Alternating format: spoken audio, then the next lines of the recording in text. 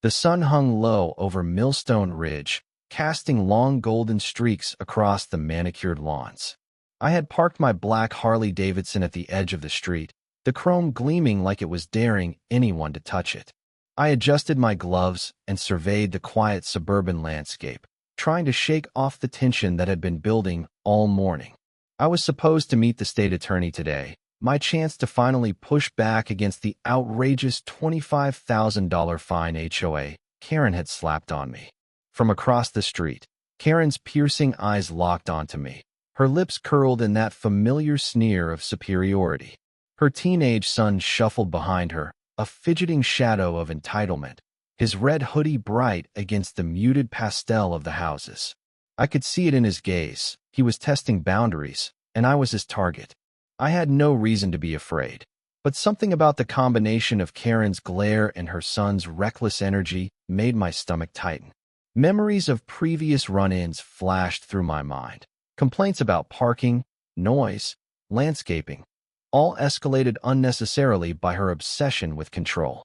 I revved the engine softly, more to reassure myself than anyone else. The vibrations hummed through my hands and up my arms, a comforting reminder that at least this one thing belonged to me. Karen's son took a step forward, hesitating, then tried to edge closer to the Harley. My reflexes kicked in. "Stay back," I called, my voice calm but firm. Karen's lips parted as if she were about to speak, but I didn't wait for her theatrics. Today wasn't about arguing on the street.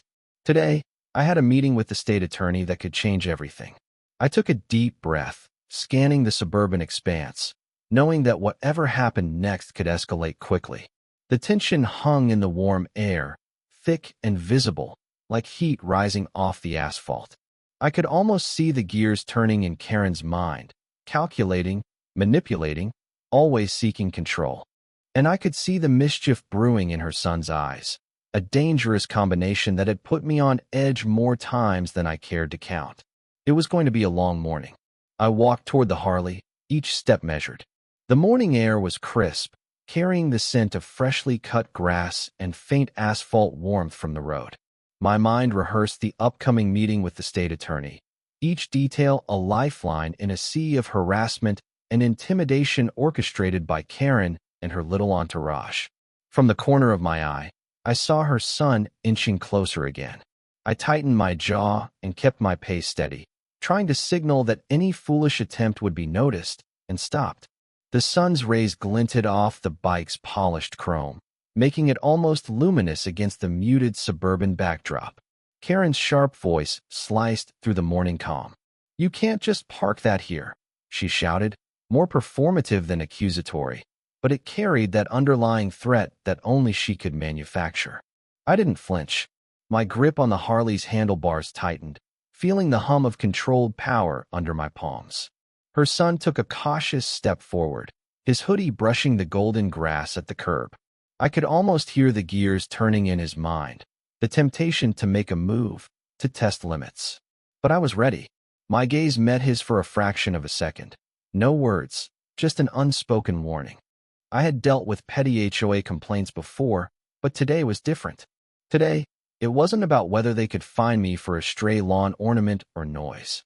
Today, I was going to the state attorney, armed with documentation, evidence, and a resolve that no HOA intimidation could shake.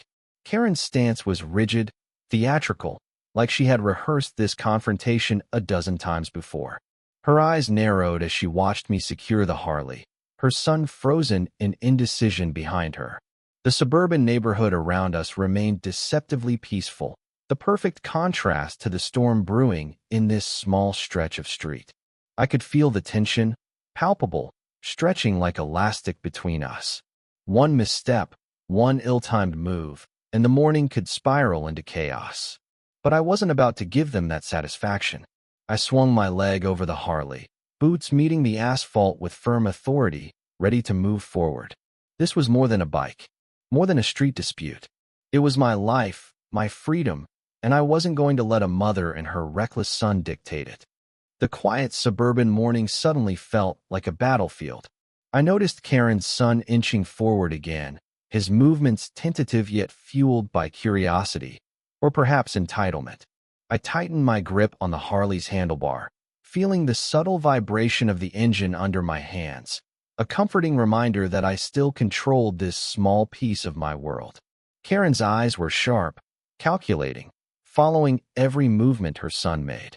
She took a small step forward, her designer sandals scraping the asphalt lightly. I could almost hear the silent orders she was giving him. Test him. Push boundaries. See if he will back down. I inhaled, steadying my nerves. This wasn't just about a bike anymore. It was about maintaining my ground in a world where the HOA constantly tried to assert control over my life. I could feel my pulse quicken, a mixture of adrenaline and irritation, and the sun's golden light highlighted every crease in my gray t-shirt, the slight stubble on my face, the tension in my jaw. The teen hesitated, one hand reaching toward the Harley, then retreating slightly, as if unsure. I made my move, shifting my weight subtly, letting the bike's presence serve as both shield and warning. Back off, I said calmly, though my voice carried a hard edge. Karen's lips pressed together in frustration. She knew her son couldn't act recklessly in front of me, not without consequences. Yet, she persisted in her silent manipulation, standing rigid behind him, projecting confidence she didn't feel. I could feel the tension radiating from them both, a visible crackle in the air that contrasted sharply with the peaceful neighborhood. Birds chirped, distant children's laughter floated faintly from nearby yards, and yet it all felt surreal, almost staged, like the suburban world had frozen around this small confrontation. I stayed still, firm, and unyielding, knowing that any sudden move could escalate things beyond my control. The boy finally stepped back, hood slightly over his head, clearly disappointed but reluctant to defy his mother outright. Karen's gaze lingered on me, sharp and calculating, before she finally took a small step back herself, arms still crossed. I exhaled slowly, letting the tension drain just enough to feel in control again. Today's meeting with the state attorney was still ahead, and I knew that this street confrontation was only the opening act. The real battle had yet to begin, but at least, for now, my Harley remained mine. I swung my leg over the Harley, feeling the familiar weight settle beneath me. The engine was a reassuring hum beneath my hands, a tether to reality in the escalating tension on Millstone Ridge's otherwise serene street. Karen's son lingered behind her, hood half up, shoulders tensed, a mix of mischief and uncertainty in his posture. Karen's glare followed every subtle movement I made. Her yellow blouse caught the sunlight as she shifted weight from one foot to another, black skirt swaying gently. She had perfected this posture of authority, the kind that masked insecurity with bravado. But I knew it was performative. I had seen it before. I ran through the mental checklist one last time. Helmet, gloves, keys, all in place. Today's meeting with the state attorney was crucial. I couldn't let this petty street drama derail it. Yet, the morning confrontation had already sown a small seed of unease. The boy's repeated testing of boundaries reminded me that Karen didn't only wield power through fines. She tried to instill fear, subtly, like a chess master moving pawns. I adjusted my grip on the handlebars, flexing fingers around the smooth leather. The sun reflected off the chrome accents, bright enough to cast short, sharp shadows on the pavement. For a fleeting moment, I noticed the quiet beauty of the neighborhood, the neat lawns, trimmed hedges, distant trees swaying gently. But it felt unreal, like a backdrop for a stage play. Karen's eyes narrowed further, her lips pressed tightly together. Her son tugged at the hem of his hoodie, reluctant to step closer but unwilling to move away entirely. I could see the internal tug-of-war in his expression, the urge to act, the fear of consequences. I wasn't here to provoke him, but neither could I let hesitation or intimidation sway me. I started the engine fully, the low growl echoing slightly off the houses, a sound both commanding and grounding. I could feel the vibrations through the seat, through my legs, through the very soles of my boots. The boy flinched subtly at the noise. Karen's posture stiffened, her aura a mixture of indignation and concern. This street confrontation might have seemed small to an outsider, but to me, It was a microcosm of everything I had been dealing with: control, intimidation, entitlement. I exhaled, mentally preparing to leave the street behind and face the real challenge at the state attorney's office. Yet, a small, nagging thought lingered. This wasn't over. Not by a long shot. The Harley roared beneath me as I finally released the tension that had gripped my shoulders since morning. The vibrations coursing through the bike were comforting, grounding me against the simmering frustration that lingered from the brief street confrontation. Karen and her son remained at the curb, the golden morning light casting long shadows that stretched toward me as I moved forward. Karen's glare burned through the slight haze of heat rising from the asphalt. Her yellow blouse, bright against the suburban backdrop, rippled lightly in the gentle breeze. She looked like a statue of indignation, proud, controlled, and thoroughly certain she could dictate the morning's events.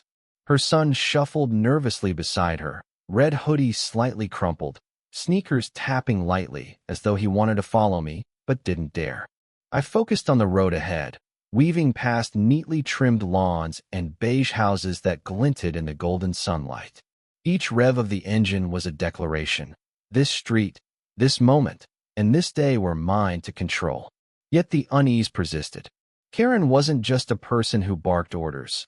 She was a force of manipulation, her influence creeping into every corner of this suburban enclave. As I rode, I replayed the morning's events in my mind. The careful stance, the unspoken warnings, the boys' hesitant movements. Small victories, yes, but also reminders that this wasn't the end. It was merely the beginning of a much larger confrontation. I felt a mixture of adrenaline and anticipation, knowing the state attorney meeting awaited.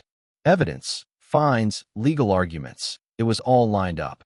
Still, a gnawing sense of being watched lingered in the back of my mind. Karen's presence wasn't confined to the curb. Her aura followed, her scrutiny invisible yet palpable. The roar of the Harley echoed faintly between the houses, a sound that seemed to startle both mother and son. I allowed myself a brief smirk. For the first time that morning, I felt a small surge of triumph. The bike, my property, my authority, it had remained untouched. Yet, as the engine thrummed beneath me and the suburban street stretched forward, I knew the real battle had only just begun. Karen's influence, her persistence, and the reckless energy of her son were forces I hadn't fully measured yet. And I had a long day ahead, one that could very easily shift in an instant.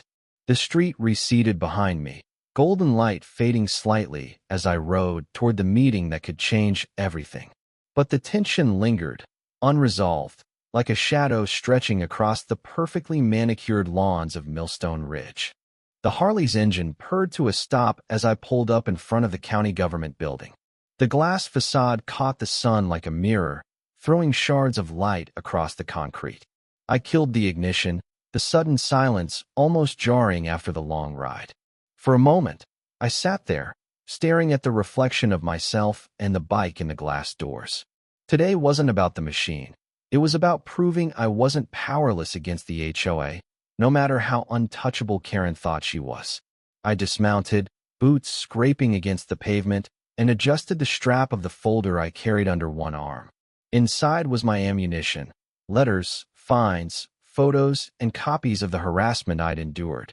Evidence sharp enough to pierce through the HOA's veil of intimidation. I took a breath, steadying myself. This wasn't just a meeting. This was a chance to shift the balance. As I crossed the plaza, I could still feel Karen's glare in my memory, that sneer she wore like armor.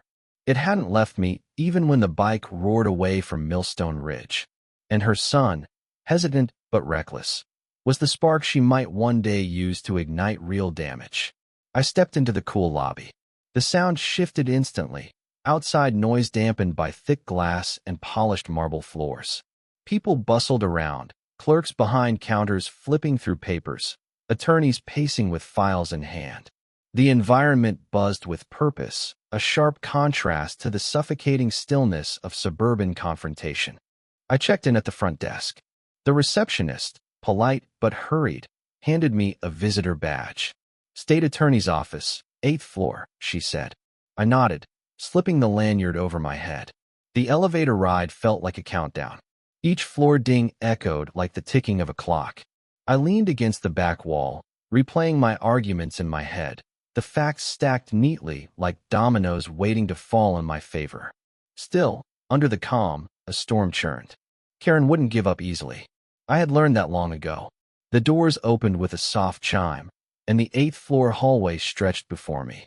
Neutral carpets, framed certificates on walls, and that faint, sterile scent of air-conditioned office space. I squared my shoulders and walked forward. This was my moment to be heard, and I wasn't about to squander it. The state attorney's office was quieter than I expected. No bustling assistants, no ringing phones, just the faint hum of the air conditioner and the soft shuffle of papers. She sat across from me, her posture precise, her navy suit crisp, eyes sharp behind rectangular glasses. Her presence radiated authority without theatrics, so unlike Karen's. "Mr. Carter," she said, folding her hands on the desk, "you've brought quite a file with you." I placed the folder on the polished wood, sliding it toward her. "It's all in there. Letters, fines, photographs of violations that don't exist. The HOA has turned harassment into an art form. And it's not just me. They've targeted neighbors too, though most are too afraid to speak." She adjusted her glasses and opened the folder, flipping through the pages with deliberate care. Sunlight filtered through the blinds, striping the desk in alternating bars of gold and shadow. I watched her face closely for any sign of dismissal, any flicker that suggested she might see this as trivial. But her expression remained steady, focused. "HOA enforcement can be aggressive," she said at last, "but harassment is another matter. These fines you've documented, $25,000. Yes, for supposed landscaping violations. My grass wasn't the right shade of green, according to Karen." I leaned forward, heat rising in my chest. She isn't enforcing rules. She's enforcing control. The attorney tapped a page lightly with her pen. "And this incident with your motorcycle? She's been after it since I bought it. Claims it's unsightly. But last week, her son tried to touch it, maybe take it. When I told him to back off, Karen called the police. Said I threatened him." For the first time, the attorney's brows knit. False police reports. Now that could change the nature of this case. She closed the folder gently, resting her hands on top. "Mr. Carter, what you're describing isn't just petty HOA power. It may border on abuse of authority." A flicker of hope sparked in me. After months of frustration, someone was finally acknowledging what I'd known all along. Still, I couldn't shake the image of Karen standing on the curb, her son lurking by her side. She wouldn't back down, not now, not ever. And if the attorney pursued this, Karen's next move could be even more dangerous. The meeting ended with a handshake, firm and deliberate. The state attorney promised to review the evidence, and though she hadn't given me guarantees, there was something in her tone, a seriousness, that told me she understood. It was more than I'd had in months, and it gave me a sliver of hope. When I stepped out of the office building, the afternoon light hit me square in the face. The city street hummed with activity, cars honking, voices overlapping, the sharp rhythm of shoes against pavement. I tucked the folder under my arm, securing it like it was treasure. In many ways, it was. As I walked toward the Harley, parked where the sunlight glinted off its chrome, I couldn't shake the gnawing weight of what lay ahead. The attorney had seen the problem. But Karen wasn't just going to roll over because a state official asked her to. She would fight harder. She always did. The reflection in the glass doors behind me caught my eye, a silhouette moving just as I moved. For a moment, my pulse jumped, irrationally thinking Karen had followed me. But when I turned, it was only a stranger in a suit passing by. I exhaled, shaking off the paranoia, but the feeling stayed, prickling like static at the back of my neck. I swung my leg over the Harley, boots scraping against the pavement. The bike came alive beneath me with a rumble, steady and grounding. For a second, it drowned out everything. The traffic, the tension, the memory of Karen's glare. The machine was mine, untouchable, and its roar was freedom. As I pulled out of the city streets and back toward Millstone Ridge, my thoughts churned. Karen had already crossed one line by involving her son in her schemes. What would she do when she realized the state was watching her? My gut told me she wouldn't retreat. No, she'd escalate. The ride home blurred by in streaks of sunlight and asphalt, the Harley eating up the miles as I tried to steel myself. Every turn of the wheel felt like a countdown. I wasn't heading toward peace. I was heading back into the lion's den. By the time I reached the neighborhood, the sun had dipped lower, painting the lawns in amber light. The houses stood quiet, their perfect facades hiding the tension that coiled beneath the surface. My grip tightened on the handlebars as I slowed near my driveway. Karen wasn't visible. Not yet. But I knew she would be. And when she appeared, it would be with a plan. The familiar hum of the Harley quieted as I rolled it into the driveway, the sound fading into the stillness of the neighborhood. Golden hour sunlight stretched long shadows across the pavement, bathing the manicured lawns in a deceptive calm. I swung my leg off the bike, folder tucked under my arm, and took a slow breath. Coming home always felt like stepping into enemy territory. Across the street, Karen was already waiting. Her posture was stiff, deliberate, arms crossed like she'd been planted there for hours. The yellow blouse she wore glowed against the amber light, making her look more like a warning sign than a neighbor. Her son hovered near her, hands shoved deep into the pocket of his red hoodie, denim shorts hanging loose, sneakers scuffing the curb. His eyes darted between me and the Harley, restless and calculating. I set the folder on the seat for a moment, letting my hands rest on the cool chrome. Even after the hopeful meeting with the state attorney, a familiar knot tightened in my stomach. It was too quiet, too staged. Karen wasn't one for subtle intimidation. She wanted me to know she was there, watching, judging, always waiting for me to slip. Back already, she called across the street, her voice dripping with mock sweetness that barely concealed the venom beneath. I didn't answer. Not yet. My boots scuffed against the pavement as I wheeled the Harley a little closer to the garage. The silence between us stretched thin, taut as a wire. I could feel her son's eyes on me, lingering on the bike with that same mix of desire and resentment I'd seen before. Karen shifted slightly, tilting her chin upward. Busy day? I imagine. She continued, each word carefully measured. Important meetings? You know, we don't appreciate disturbances around here. I turned then, my gaze locking onto hers. The sunlight caught her expression, freezing the disdain on her face in sharp relief. Some disturbances, I said evenly, can't be ignored. Her son fidgeted, kicking at the edge of the curb, but his eyes stayed glued to the Harley. I could almost hear the wheels turning in his head, how close he could get, how far he could push before I reacted. The golden light softened the edges of the street, but it couldn't soften the tension. It hung heavy in the air, pressing down like the weight of a storm that hadn't yet broken. I gathered the folder and started toward the front door, never turning my back fully on Karen or her son. I knew better. This wasn't over. It was only beginning. The key slid into the lock with a soft click, but I hesitated before turning it.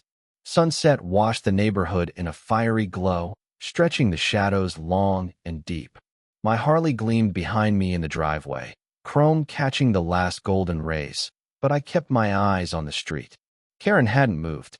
She stood exactly where she'd been, arms folded across her chest, chin lifted in that infuriatingly smug way. The yellow blouse caught the dying light, almost blinding in its brightness, a sharp contrast to the dark scowl carved into her face. She was waiting for something, for me to flinch, for me to crack. Her son shifted at the curb, restless. His sneakers scraped the pavement as he leaned forward, eyes fixed on the Harley like it was bait dangled just out of reach. That hunger in his stare was sharper tonight, less subtle. He wasn't just looking, he was plotting. I tightened my grip on the folder, the edges digging into my palm. Inside were pages of testimony, statements, and photographs, evidence that the state attorney's office had finally agreed to review. It felt like progress, like maybe all the noise, the fines, the threats, could be pulled into the light of accountability. But standing there, caught under Karen's watchful glare, the folder felt flimsy, almost fragile. I turned the key but didn't push the door open yet. Instead, I faced them fully, letting my gaze settle on Karen first. You think you can scare me off? I said, voice steady but low enough not to echo down the street. But you've already lost control. The more you push, the more you expose yourself. Her lips curled in a thin smile, a serpent's grin. You don't belong here, she replied. And sooner or later, you'll realize that. Her son shifted again, eyes darting from me to the Harley. His hands twitched at his sides like he was itching to grab hold of something, to take what wasn't his. I saw it clear as day. The temptation, the recklessness. Karen's smile widened as if she could sense his thoughts too, as if she was silently encouraging him. I turned back to the door, finally pushing it open, but my mind stayed on that look in the boy's eyes. Something was coming, something inevitable. I could feel the storm building, pressing against the edges of this false suburban calm.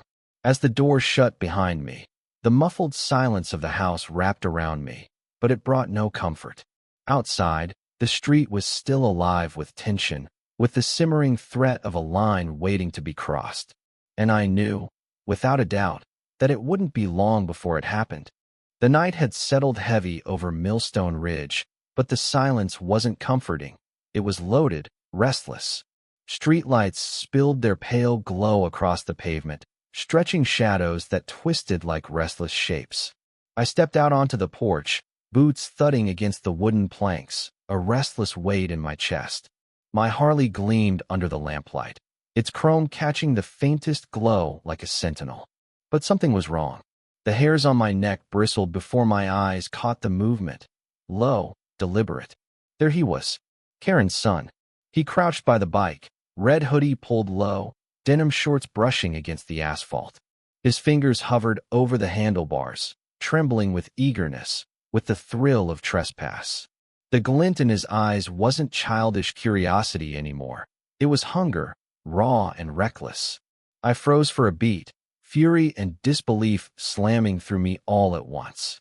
My Harley wasn't just a machine. It was blood and sweat, memory and freedom forged in steel and chrome. To see him crouched there, ready to claim it, was like watching a thief try to cut into my chest. Across the street, Karen stood in the shadows of her yard. She didn't shout. She didn't move. She simply watched, arms crossed, lips pursed in silent approval. Her yellow blouse glowed faintly under the streetlight, a beacon of malice. The realization hit hard. This wasn't teenage recklessness. This was permission. This was encouragement. I stepped down the porch, each boot fall sharp in the stillness. Get your hands off my bike, I said, my voice cutting through the night like glass.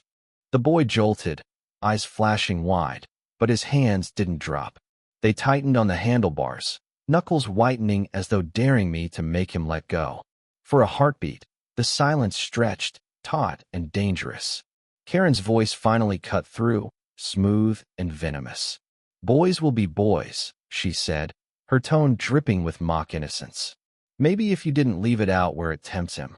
I stopped at the edge of the driveway, fists clenched at my sides. My pulse thundered in my ears, but I forced my voice low, steady. This isn't temptation. It's theft. And you know it. Her son's sneakers scraped against the pavement as he shifted, still gripping the handlebars. His breathing was fast, shallow, caught between fear and defiance. The air itself seemed to pulse, heavy with the tension of choices waiting to be made. Every second he kept his hands there. Every second Karen smirked from across the street. The line between mischief and crime burned brighter. And I knew, if this moment snapped, it wouldn't end quietly.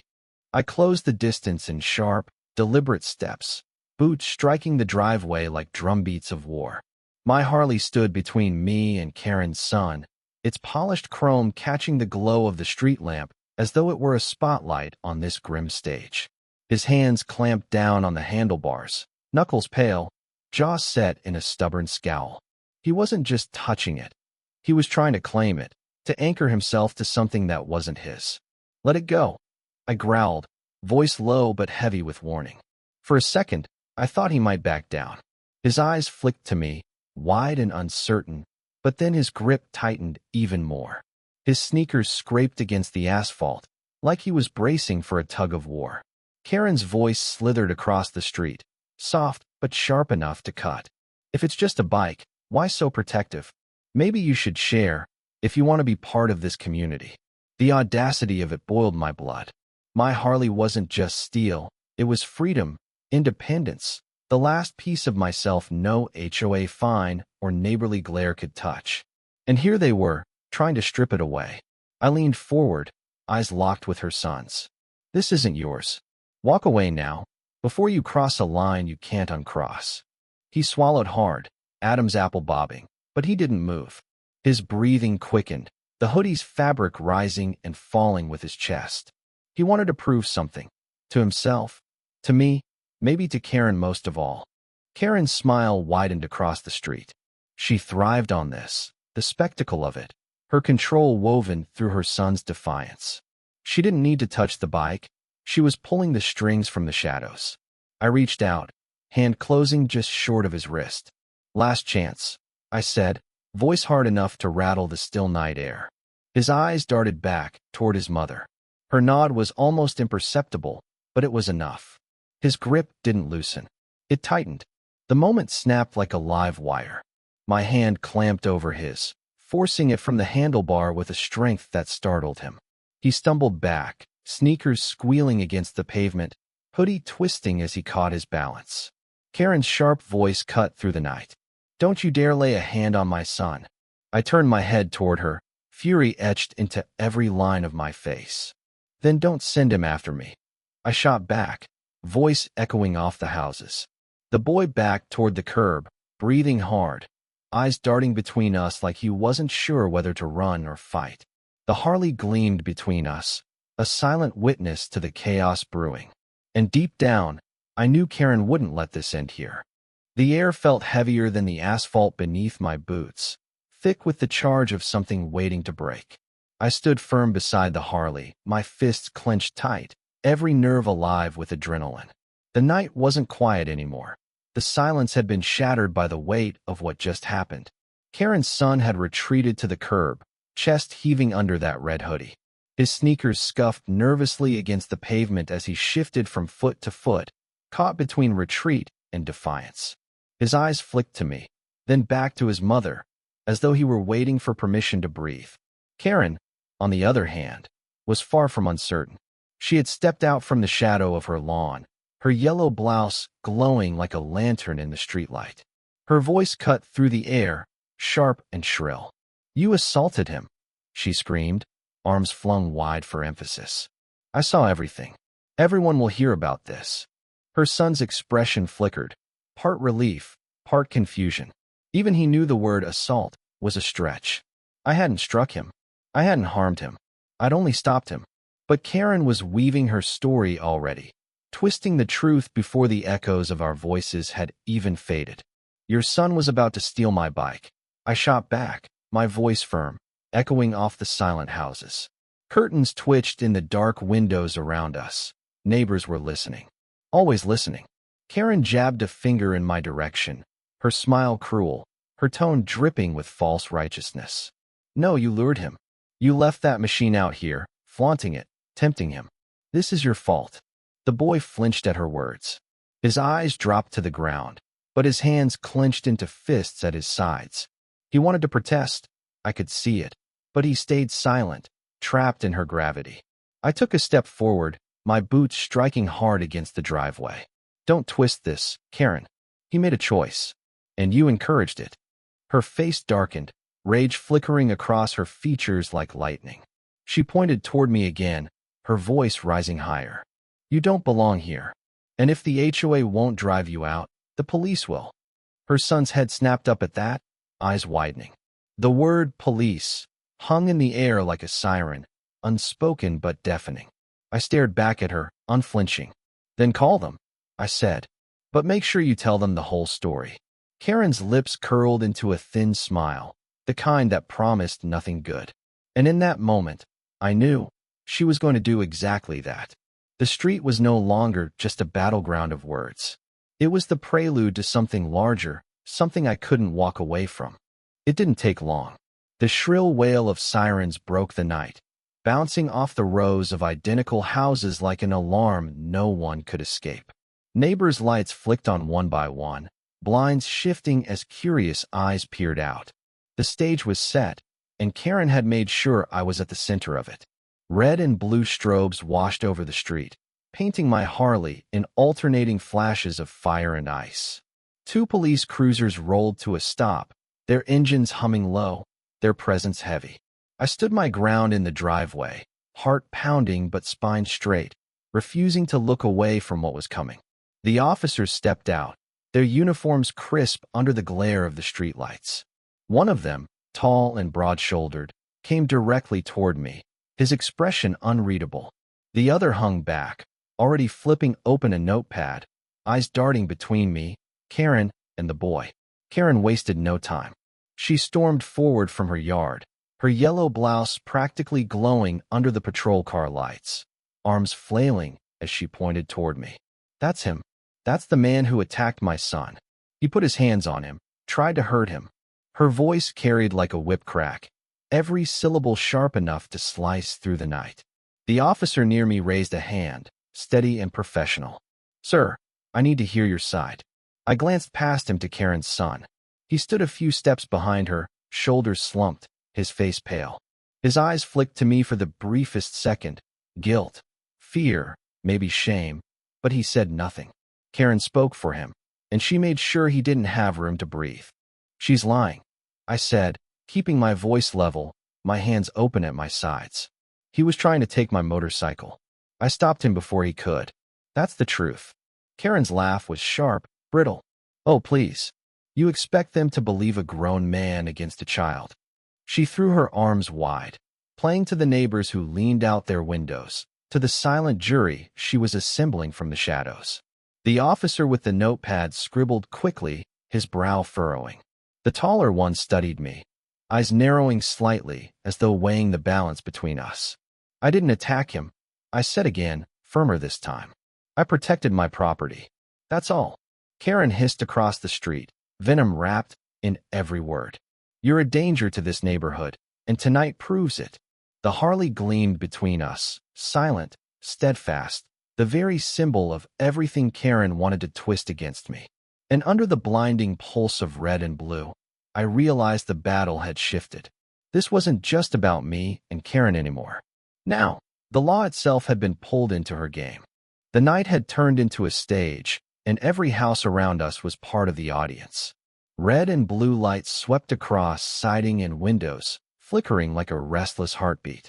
My Harley sat silent and gleaming, its chrome mirroring chaos as if it, too, bore witness to the storm.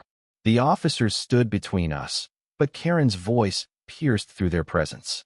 She jabbed her finger toward me, her yellow blouse snapping under the light like a warning flare. He's violent. I told you he doesn't belong here. He nearly broke my son's wrist, and now he's threatening me too. Her performance was flawless, loud enough for the neighbors leaning out of their windows, dramatic enough for the officers jotting down every word. I could feel the weight of every eye on me. My fists itched to clench, but I forced them open, keeping my voice measured. That's not true. Her son tried to steal my bike. I stopped him. That's all that happened. The taller officer held up his hand, cutting through the noise. Enough. One at a time. He looked first at me, then at Karen, then at the boy standing behind her. Son, is that true? Did you touch the motorcycle? The boy's eyes shot wide, panic flashing across his face. His gaze darted to Karen, who turned toward him like a hawk, her smile sharp, daring him to contradict her. He shuffled in his sneakers, hoodie hanging heavy as he looked at the ground. I don't know, he muttered, voice small, weak. I was just looking. Karen pounced on the words, twisting them instantly. Exactly. Just a boy curious about a shiny toy. And this man attacked him. Her arms flew wide again, her skirt fluttering with the force of her conviction. To anyone watching from their windows, she was the perfect picture of a protective mother, her son's silence weaponized in her favor. The officer with the notepad frowned, pen hovering. He looked at me. Sir, did you make physical contact? I didn't flinch. I pulled his hand off my handlebars. That's it. I didn't hit him. I didn't hurt him. Karen gasped dramatically, clutching at her chest like my words were daggers. Listen to him. He admits it. He admits laying hands on my boy. A murmur rippled through the neighborhood, shadows moving in the windows, whispers carried on the warm night air. The trial had begun, and Karen was stacking the deck in her favor. But in the midst of the noise, I saw it. Her son's eyes flicked to me again, guilt gnawing at him, his lips parting like he wanted to speak, to tell the truth. And I knew in that moment, the climax hadn't hit its peak yet. The real breaking point was still coming. Dawn broke slow and deliberate, the kind of morning that painted everything in gold no matter how ugly the night before had been. I stepped out onto the driveway, boots crunching softly against the gravel, and let the cool air cut through the fog in my chest. My Harley stood where it always did, glistening under the sunrise like a monument to survival. Its chrome caught the first rays, casting flashes of light across the driveway. I rested my hand on the seat for a moment, grounding myself in its steady presence. After everything, the bike was still here, still mine. Across the street, Karen was already awake. She lingered on her porch, arms crossed so tightly across her chest it looked like she was holding herself together. The yellow blouse she wore seemed harsher in daylight, its brightness no longer dramatic under sirens, but exposed, glaring. Her son sat slumped on the steps, red hoodie wrinkled, denim shorts rumpled from a restless night. His sneakers tapped against the wood, restless, his gaze locked on the pavement. He looked smaller than he had the night before, less defiant, more weighed down by something he couldn't quite shake. The street was quiet, but it wasn't peaceful. Neighbors who had watched from behind curtains last night now peeked openly from their porches, sipping coffee, whispering. The story was already spreading, mutating, becoming legend before the truth even had a chance to take root. I didn't care about the whispers. What mattered was what came next. The state attorney had my folder, my testimony, my evidence. The cops had left with conflicting statements, Karen's rage clashing against my steadiness, her son's half-truths dangling in between. It was far from resolved, but it was moving forward. I caught the boy's eyes for a split second. He looked at me, then away quickly, shame burning across his face. Karen noticed, stepping slightly in front of him like a shield, like a warden guarding a prisoner. "Enjoy your victory lap," she called, her voice cold but quieter than last night. There was no performance here, no audience of flashing lights, just her bitterness, raw and unpolished. I didn't answer. I didn't need to. The bike gleaming beside me, the weight of her son's silence, the shifting stares of the neighbors, those were answers enough. The sun climbed higher, burning away the shadows. But it didn't burn away the war. It only revealed the battlefield more clearly. This wasn't over. Not for me. Not for Karen. Not for anyone caught in the mess she'd started. By mid-morning, the quiet of the street cracked open again, not with sirens this time, but with the low rumble of an unmarked sedan pulling to a stop in front of my driveway. A tall man in a navy suit stepped out, his polished shoes crunching against the gravel, a leather briefcase swinging at his side. He didn't need to introduce himself. His presence carried authority heavier than a badge. "Morning," he said simply, giving me a firm nod. His eyes swept the street, cataloging every set of curtains pulled back just enough to spy. Then they landed on the Harley. "Mind if we talk outside?" I held up the folder in my hand, the same one I'd clutched through last night's chaos. "I figured you'd want this." He accepted it with a glance that said more than words. This wasn't just paperwork. This was fuel for the fire he was about to light. Across the street, Karen must have sensed it too. She stormed down her porch steps, her black skirt brushing against her legs as the morning breeze tugged at her yellow blouse. Her son followed reluctantly, his sneakers dragging, his hoodie hood half up as if he wanted to disappear into it. "You can't do this," Karen snapped before she even reached us. Her voice carried, sharp enough to cut the stillness. "This is harassment. You people think you can come in here and—" "This isn't harassment, ma'am," the attorney interrupted, his tone even, clipped, professional. He didn't raise his voice, but it silenced her like a slammed door. "This is procedure. Your son's actions last night fall under criminal mischief, attempted theft, and potentially worse depending on what our review uncovers. My office will be moving forward." Karen's face twisted, rage and panic colliding in her expression. Her eyes darted to me, blazing. You think this is funny? You think ruining my family makes you some kind of hero? I didn't move, didn't flinch. No, but I think accountability matters. Something you've never taught him. Her son shifted uncomfortably, staring at the ground. His sneakers dug at the dirt near the curb, restless. For the first time, I thought I saw cracks in his defiance, regret, even fear. The attorney tucked the folder under his arm. "We'll be in touch, sir," he told me with a brief nod, then turned to Karen. "Ma'am, I strongly advise you to cooperate. For your son's sake." Karen's jaw clenched so tightly I could see the muscles in her neck strain. She didn't reply, only pulled her boy closer by the arm, her glare never leaving me. As the attorney walked back to his car, I knew this was just the beginning. Paperwork, hearings, statements, battles fought in courtrooms instead of streets. But the war with Karen wasn't ending here. It was only changing battlegrounds. By the time evening rolled in, the street no longer felt like mine. It felt like a stage. One by one, neighbors drifted out from their homes, lured by curiosity, gossip, or the simmering drama they couldn't resist.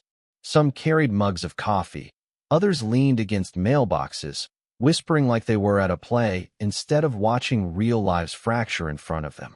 I stood beside the Harley, arms crossed over my chest, keeping my stance steady. The chrome on the bike caught the orange wash of the sunset, throwing off shards of light like sparks. It was the only sound thing in all this chaos, a machine built for endurance while people cracked under pressure. Karen, of course, couldn't resist an audience.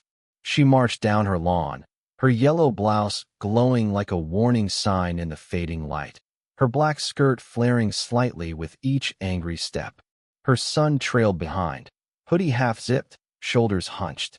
He looked like he wanted to melt into the shadows, but Karen kept dragging him into the spotlight. "You see," she shouted, sweeping her arm toward me as though unveiling a villain. "This man thinks he owns the street. Thinks he can sick lawyers and police on us just because he's got a shiny bike and a big mouth." The crowd murmured. Some neighbors frowned at me, but others exchanged knowing glances, the kind that said they'd seen enough of Karen's theatrics to know where the truth lay. I didn't speak. Not yet. Let her run the stage dry. Her son shifted uncomfortably behind her when she gestured at him. "They're trying to ruin his future." He flinched like the words themselves burned. His eyes never met the crowd, or mine, or even hers. He just stared at the asphalt, his sneakers tracing nervous lines in the dust. A voice rose from the group. Mrs. Carter from 2 doors down, her tone sharp. "Karen, enough. We all heard what happened. Your boy was trying to take that man's Harley. Don't spin this." Karen's head snapped toward her, fury igniting. "Stay out of this. You've always had it out for me."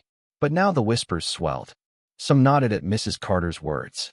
Others just folded their arms, looking less convinced by Karen's outburst. Finally, I let my voice cut through the noise. "Calm. Steady. I'm not here to ruin anyone's future. But actions have consequences. And everyone here knows it." The crowd quieted. Karen glared, shaking with anger, but her son's shoulders sagged lower, his hoodie slipping further over his face. For the first time, it wasn't me versus Karen. It was Karen versus the truth, and she was losing ground fast. The crowd dispersed slowly, like smoke fading after a fire. Neighbors slipped back into their homes with muttered goodnights, carrying fresh fuel for tomorrow's gossip. The street fell quiet again, save for the hum of a lone cicada and the soft rustle of leaves stirred by the night breeze. I sat down on the curb beside the Harley, the street lamp above bathing me in a circle of tired amber light. The weight of the day pressed heavy against my shoulders, heavier than the stairs, heavier than Karen's venom. It was the kind of weight you carried when you'd won a battle but knew the war wasn't done.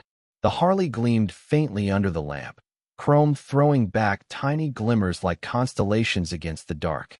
I rested a hand on its tank, the steady coldness of the metal grounding me. Machines don't lie, I thought. They don't spin stories or manipulate. They just are. Across the street, Karen's house loomed in uneasy silence. Her figure appeared briefly at the window, just a silhouette behind drawn curtains. Watching, always watching. I wondered if it burned her more that she'd lost the narrative than that she'd lost control of her son. On the porch steps below her, the boy sat slumped in his hoodie, but this time the hood was down. His face, pale under the porch light, looked younger, less hardened. He wasn't glaring, wasn't smirking, just lost. His hands fiddled with the laces of his sneakers, pulling them tight, loosening them, over and over like he needed something to do with his shame. For a second, his eyes drifted toward me. Across the asphalt, across the gulf Karen had built, his gaze lingered. Not defiant this time. Not angry. Just searching. I didn't raise a hand. Didn't speak. But I didn't look away either. There are moments when words would only ruin things. Sometimes silence does more. Silence that says, I see you. I know you can choose differently. The porch light flicked off, leaving him in shadow. Karen must have pulled the plug. Control, even in small gestures. The curtain twitched one last time before settling. I leaned back on my hands, staring at the quiet street. A false peace, maybe, but peace for now. Tomorrow there would be calls from the attorney, paperwork, hearings down the line. Tomorrow Karen would wake with her spite renewed. Tomorrow the boy would have to choose between her voice and his own. But tonight, for the first time in days, I let myself breathe. The first blush of dawn crept over the horizon, painting the world in soft pinks and gold.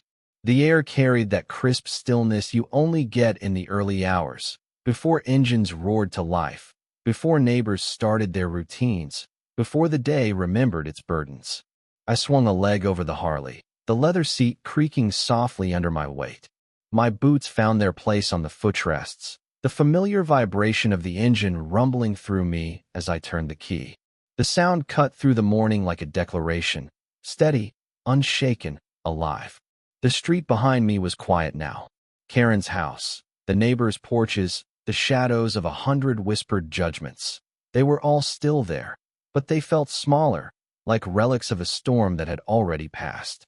They didn't own me. Not my bike, not my voice, not my peace. The Harley rolled forward, tires humming against the asphalt. As I passed the corner, I caught a glimpse in the mirror, just for a second, of a figure on a porch. The boy, still in his red hoodie, sitting alone in the growing light. His head lifted slightly, watching. I didn't know if he was searching for answers, or escape, or maybe just proof that there was a way out.